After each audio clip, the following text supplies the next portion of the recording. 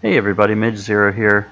I just wanted to do a quick video going over starting a new character and the extreme basics of how the game plays out so that you know what role you want to fill in when it comes to group play and what different classes you can do. I'm going to do a more advanced video after this one that's going to actually explain each of those choices, but I just wanted to get something out there for the new people that have never played.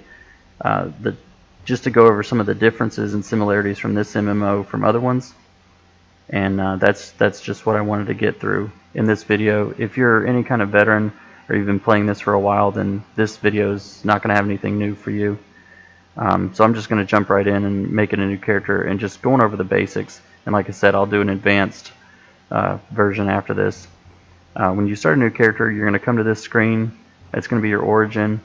On this one, I would just purely pick this off of role-playing. So if you're going to make a character who's from another planet, they say natural is they're just natural talents that you had. So if you're an alien, you would actually be natural.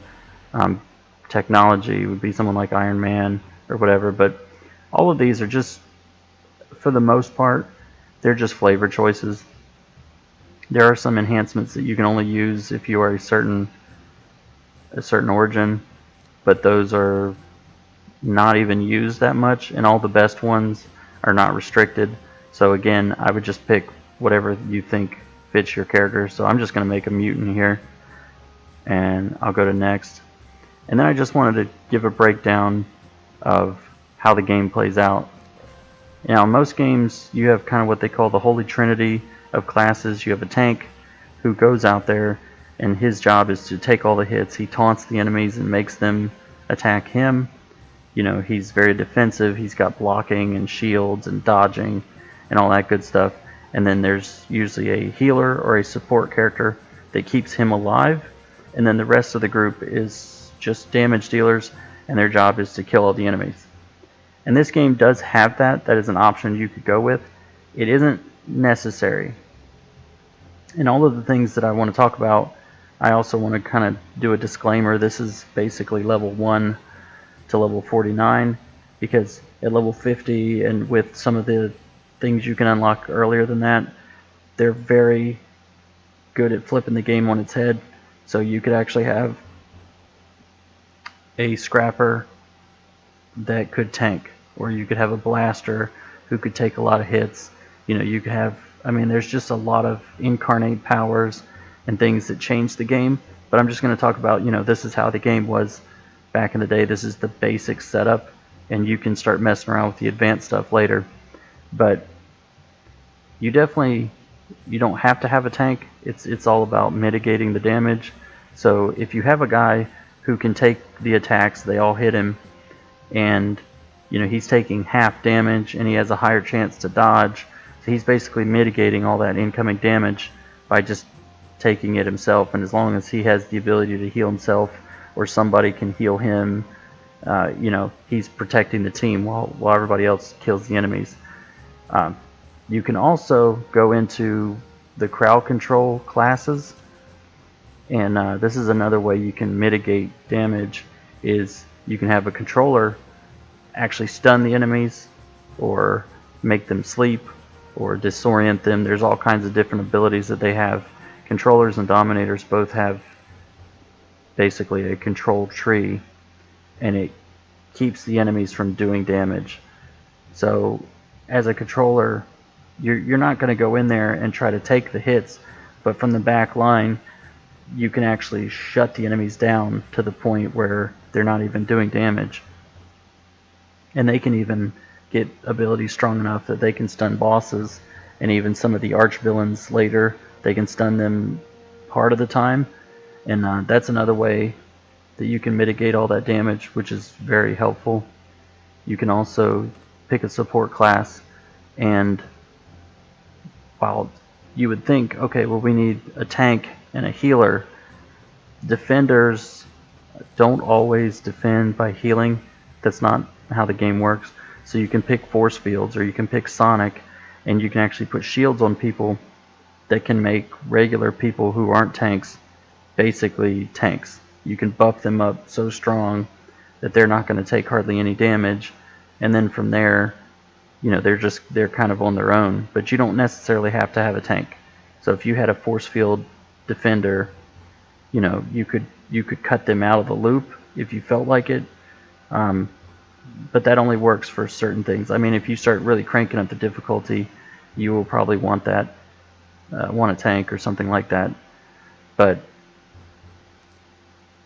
you've got tanks, support, and then you've got damage dealers.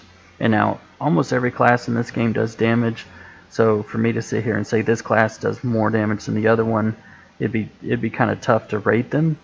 But I will say that range damage, if you pick range damage, kind of blasters are kind of the kings of doing damage, at least quickly. You know, when the fight first starts, they can just unload huge amounts of damage right away. So there's blasters, and then sentinels are basically a tougher version of blasters. But you've got all these ranged damage dealers, and these guys are great for doing just that. They do damage from a distance. A lot of their attacks can hit multiple people, and I would definitely suggest checking out blasters if you want to do a damage dealer. There's a lot of people in this game, and they choose kind of hybrids because they're really good for soloing. But picking a blaster is a class that, you know, they can be killed very easily, but their damage is just, it's very, very good. And if you go melee damage, you'll click here, you go in. You've got tankers that they're not very good at doing damage, so I wouldn't pick them if you want to be a damage dealer. Scrappers, brutes, stalkers, all these guys do damage, but I would say scrappers and stalkers are kind of your first choices. Brutes are good too. They just, sometimes they ramp up their damage, and it can take them a little bit longer. But I don't want to get into, you know, the specifics of the classes, because you've got not in this video. You've got things like masterminds, and they're kind of, you know, they require a little bit more explanation. But I did just want to basically give you the overview of what a tank is, what a range damage dealer is, and what a support is, because that's really what the game comes down to me at least, is, you know, who's mitigating the damage. Is it a tank? Is it a defender? Is it a controller? You know, is it a combination of, maybe you just have a force field defender and you have a healer, and you just don't have a tank, or maybe you have a tank and a controller, so, you know, the tank doesn't have any healing, but with the controller backing him up, he's just taking so little damage it doesn't matter. Or do you just have 6 blasters and the goal is just to kill the enemies before they can kill you? This is a game that I really like the fact that they give you that freedom to do that.